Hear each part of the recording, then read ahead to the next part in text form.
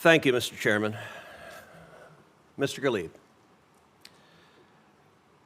I am concerned that your stated public positions are markedly in conflict with the views of President Trump and with the positions of the United States. So I want to spend some time talking about your views. Let's talk first about boycott, divestment, and sanctions of Israel.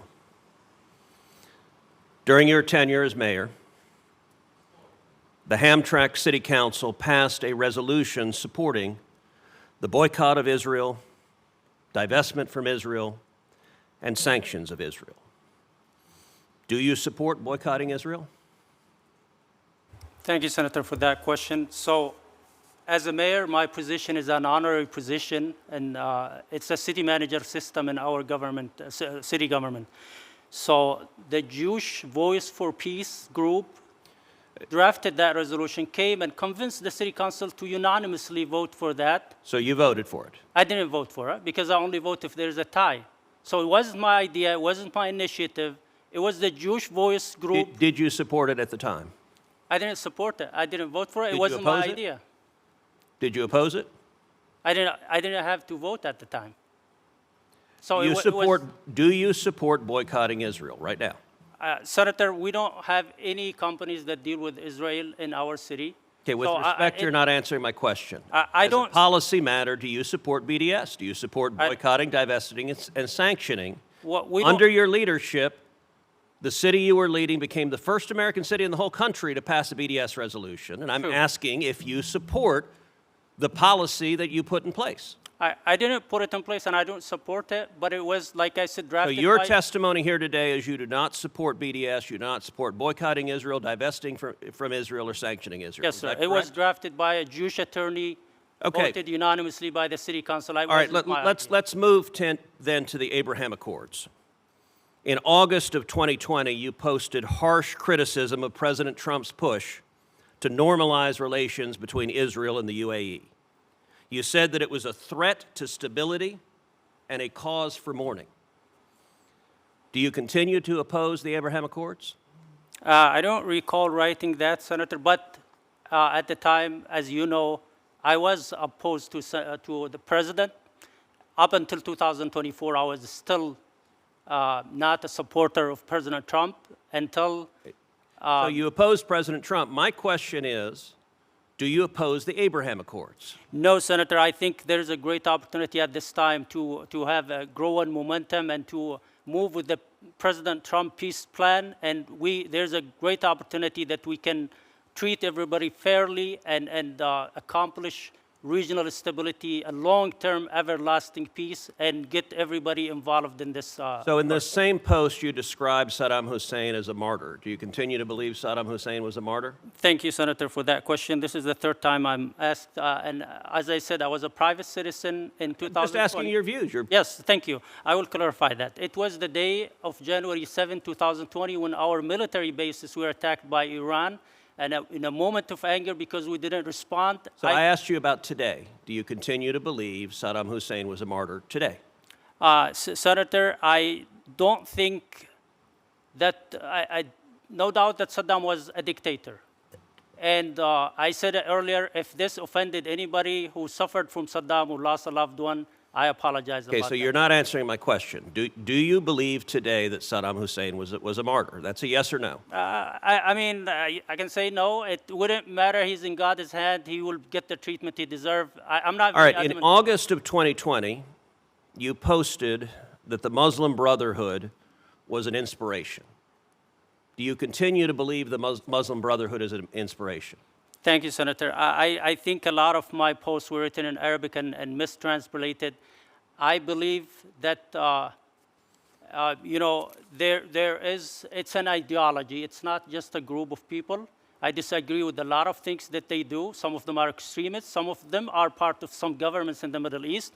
So I trust our government to do the research and Okay, again, my question was simple and straightforward.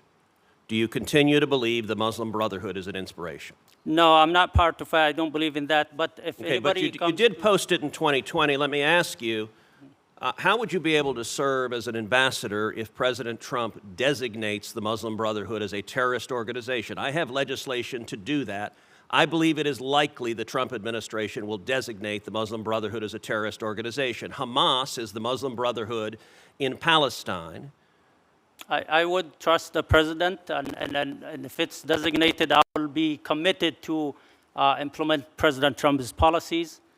I'm not, I trust the president's policy, and if confirmed, I will be implementing the policies of the administration. I mean, I wouldn't go against the president and his policies. Mr. Ghalib, I will say, from your long-standing public positions, it appears you have a deep-felt and passionate view about the Middle East, but it is a view that is in direct conflict with the policy positions of President Trump and this administration. I will point out also that, and you've been asked about this before, but it is really quite astonishing, that on Facebook, you liked a post that called Jews monkeys for their own benefit. Thank you, Senator. Why would you like a post that calls Jews monkeys? Thank you. I explained that earlier. From 2010 to 2000, before I became the mayor, I used to have a bad habit of acknowledging every post, every comment under my post. Doesn't mean that I agree with it, just acknowledging. But there were a response under that was not translated or interpreted that says you can say this in your country but not in this country, which means that I did not agree with that post, even though I acknowledge it. I know it was a bad habit, but let me be clear. I don't agree with that statement, and I treat everybody with respect in my official capacity. And let's be clear, the statement that you liked said they are all monkeys for their own benefit. So every Jew is a monkey. I don't agree with that statement, Senator. And the person who wrote it is mentally challenged in our community. He is well known.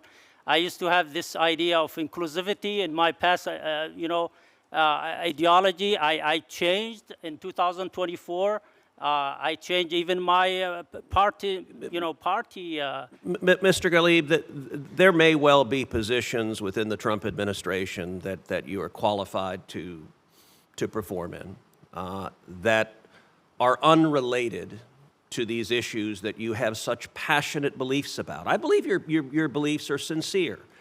I believe that when you became the mayor of the first city in America to pass a BDS resolution, it's because you believe in BDS. I disagree with you on that. That is contrary to the policy of the United States government, but you're entitled to have your own views. But what I do not understand is how you could possibly serve as a United States ambassador for President Trump in the Middle East when you have passionate views, including having been a vocal opponent of the Abraham Accords, the singular and most consequential accomplishment President Trump has negotiated, and your longstanding views are to publicly oppose the Abraham Accord. Thank you, Senator. Let me be clear. I support the Abraham Accord, and I think there's a golden opportunity to get everybody involved in that. And let me be clear, in February of 2022, as the mayor, the first thing I did is to pass a resolution to condemn anti-Semitism. It's documented. That's what I perform in my official capacity.